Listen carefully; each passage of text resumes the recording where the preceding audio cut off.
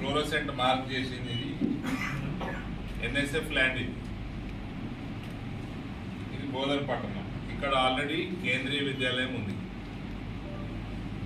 దానికి కొత్త బిల్డింగ్కి డబ్బులు తెచ్చినాము, కట్టేసినాము. అది రెడీ ఫర్ ఇనాగ్రేషన్ ఉంది. ఈ next academic class start. Nizamabad town, ఇక్కడ ఒక కేంద్రీయ విద్యాలయం ఉంది. ఇది బోధను తర్వాత ఇది బాన్స్వాడ సెగ్మెంట్ స్టార్ట్ అవుతుంది. ఇక్కడ ఎక్కడనో నిజాం సాగర్ మండలం ఉంది. ఆడ ఆల్రెడీ జవహర్ నవోదయ ఉంది.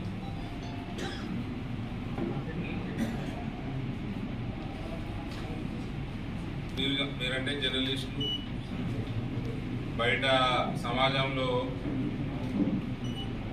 ఎక్కువ తిరిగేటోళ్ళు, మగవాళ్ళు ఎక్కువ తిరుగుతున్న వాళ్ళకి ఐడియా ఉంటుంది. మహిళలకు కూడా, ఇంట్లో ఉన్న మహిళలకు కూడా తెలియాలి. ఒక్క జవహర్ నవోదయ విద్యాలయం అంటే సుమారు 100 కోట్ల ప్రాజెక్ట్. ఇక్కడ కేంద్రీయ విద్యాలయం, ఇక్కడ జవహర్ నవోదయ ఉన్నది. 30 కిలోమీటర్లు ఉన్నది. ఈ ప్రాంతం అంతా మిగిలిపోయింది. డిస్ట్రిక్ట్ అంతా రూరల్ ఏరియా. ఇది మేజర్గా నిజామాబాద్ రూరల్, ఆర్మూరు, బాల్కొండ సెగ్మెంట్. ఇక్కడ ఈ ఏరియాకి అంతటికి సెంటర్ అవుతుందని ఇక్కడ జగరాన్పల్లి మండలంలో కలిగోడ్లో మనము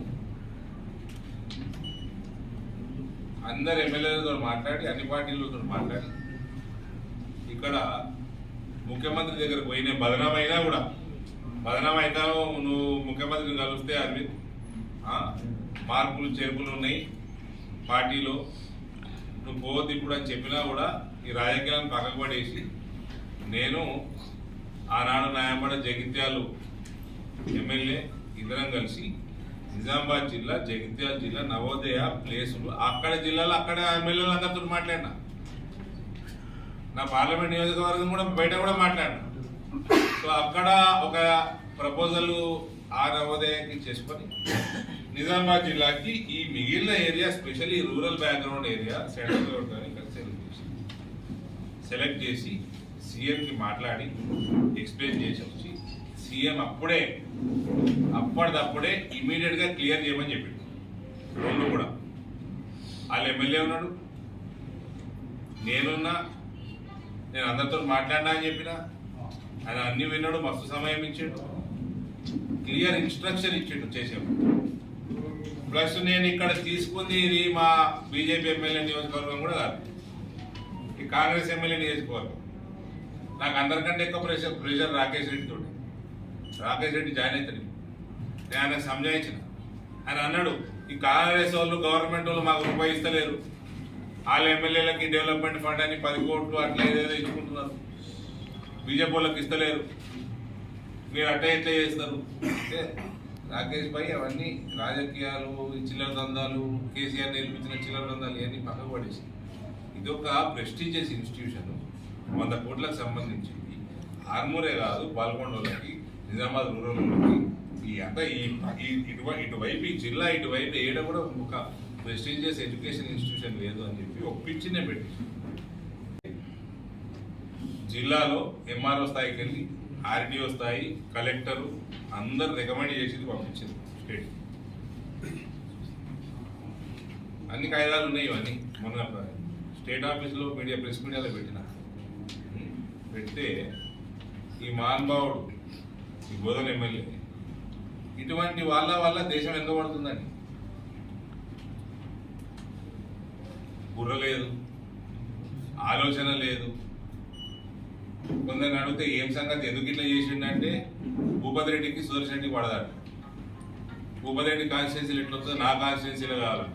నీ పక్కకే కేంద్రీయ విద్యాలయం ఉంది, అటు 30 కిలోమీటర్ల జవహర్ నవోదయ ఉంది. నువ్వు ఇక్కడ ప్రపోజ్ చేసినా రిజెక్ట్ అవుతుంది రేపు చెప్పి. కేవలం ఈగో అండి, ఏం లేదు. పోగులు, పనికి మాలిన పోకడా, ఈగో, వాళ్ళ గ్రూప్ రాజకీయాలు ఏందో. 100 కోట్ల ఇన్స్టిట్యూషన్ని ఇప్పుడు 6 నెలలు వెనుకకు తోసేసి ఏంది ఇది ప్రపోజ్ చేసి పంపించిండు. ఎక్కడ హైదరాబాద్ నుంచి ఢిల్లీకి నవోదయకు పంపించే దాంట్లో ఇవన్నీ తీసేసిండు. నిజాం షుగర్ ఫ్యాక్టరీ ల్యాండ్ పంపించిండు. నేను మీడియా మిత్రులను అందరిని అడుగుతున్నా, నిజాం షుగర్ ఫ్యాక్టరీ ల్యాండ్ పంపొచ్చా? అది ప్రైవేటా గవర్నమెంటా? చెప్పండి బ్రదర్స్, చిట్ చాట్ చెప్పండి. ప్రైవేట్, మెజారిటీ ప్రైవేట్ కదా, ఎట్లా పంపుతారండి? అంటే వీళ్ళకి రిజెక్ట్ అవుతుందని తెలుసు, రిజెక్ట్ అవుతుందని తెలిసి రేపటి నాడు టైం వేస్ట్ అవుతుందని తెలిసి పోకడా ఒళ్ళు మస్తి మళ్ళీ అరవింద్ అన్నాడంటే అన్నాడని చెప్తారు. మేమేమో తిప్పలు పడుకుంటా 2 సంవత్సరాలు కోవిడ్ వీకింది, ఇవి 2-3 ఏళ్ల కిందనే రావాలి చేసుకొచ్చి, ఒకటి కాదు నాకు 2 కావాలని నియోజకవర్గం 2 తెచ్చుకొని 33 జిల్లాలు చేసాడు మందు కొట్టుకుంటా కేసీఆర్. 10 ఉండే ఇంతకుముందు 23 కొత్త, ఒకసారి ఒక రాష్ట్రానికి మాకు అంత బడ్జెట్ ఉండదని చెప్పి ఫస్ట్ ఇన్స్టాల్మెంట్లా నా నియోజకవర్గంగా 2 రావాల్సిందే అని నేను ఎంబడబెట్టి తెచ్చుకుంటే ఇగో ఈ మస్తుకోరు పనులు ఇవన్నీ.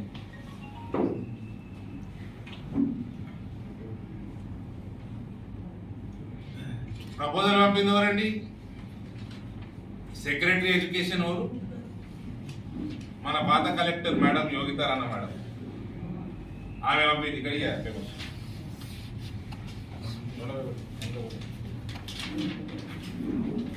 మేడం పేరుందండి, మేడం పేరుంది కింద సంతకం మీద మేడం పేరున్నది. యోగితా రాణా మేడం మంచి ఆఫీసర్, ఎఫిషియెంట్ ఆఫీసర్.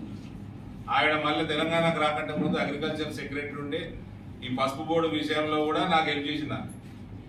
జిల్లా సంఘం తెలియదా ఆమె? మేడం తెలియదా? ఎన్ఎస్ఎఫ్ ప్రైవేట్ అని తెలియదా? ఆమె చెప్పినాక కూడా ఈయన ప్రెషర్ పెట్టి పంపితే చూద్దాం ఏమైతే చూద్దామని చెప్పి పంపించు. ప్రెషర్ ఈయనది. ఈ ముసలాయనతో ఏమన్నా జిల్లాకి ఏమన్నా ఇప్పటిదాకా ఏమైనా రూపాయి 9 పైసా పనికొచ్చే పని చేసిండా? పనికొచ్చే పని చేసిండా? ఏంటికి పోకడా?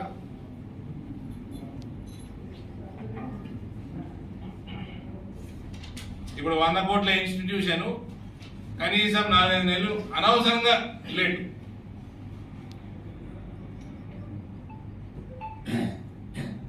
ఇటువంటి వాళ్ళ చీడ పురుగులండి, సమాజంలో చీడ పురుగులు. నీకెందుకు పని చేసుకుంటే చేసుకొని రాదు? మీ ముఖ్యమంత్రితో మాట్లాడుతుంది, మీ ఎమ్మెల్యేలతో మాట్లాడుతుంది, 2 జిల్లాలలో మీ ఎమ్మెల్యేలతో మాట్లాడుతుంది. రేపు హోమ్ మినిస్టర్ అయితే అని తిరుగుతా ఉన్నాడు. ప్రతి ఆఫీసర్ని బెదిరించుడు, ప్రతి ఆఫీసర్ని తిట్టుడు. వయసు అయిపోయింది, ఓపిక తగ్గిపోయింది, తిట్టుడే. ఆఫీసర్లు అందరు బేజారుకు వస్తున్నాయి ఈయన మీద.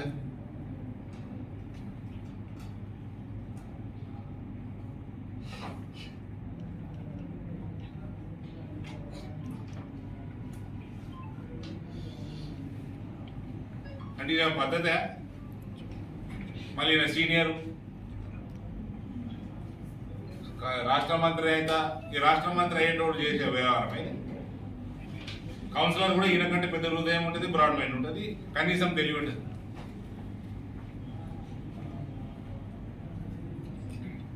ఏమన్నా చెప్పండి కదా.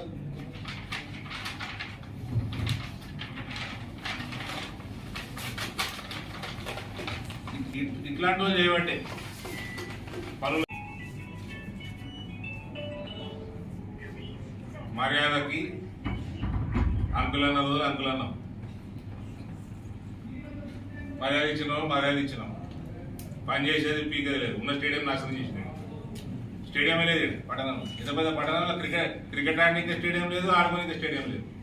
ఏదో పోకడలు వేయండు. సరే అదేదో కాలేజ్ వచ్చింది, హాస్పిటల్ కాలేజీ కట్టుకున్నాడు. స్టేడియం ఏది? కట్టాలా స్టేడియం? ఉన్న స్టేడియం గులగొడుతుంది కదా, ఉన్న స్టేడియం గులగొడుతుంది కదా. నయా పైసా పనికిరాడండి.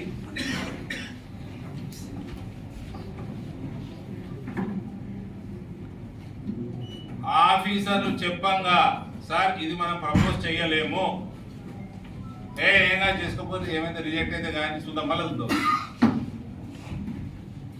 పని చెయ్యరు, పని కానియరు, చేసడం చేయరు, చేయనియరు.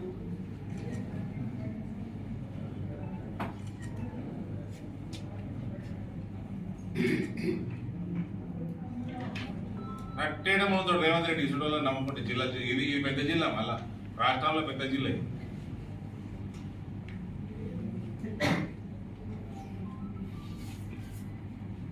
సమాజానికి చీడపురుగులండి.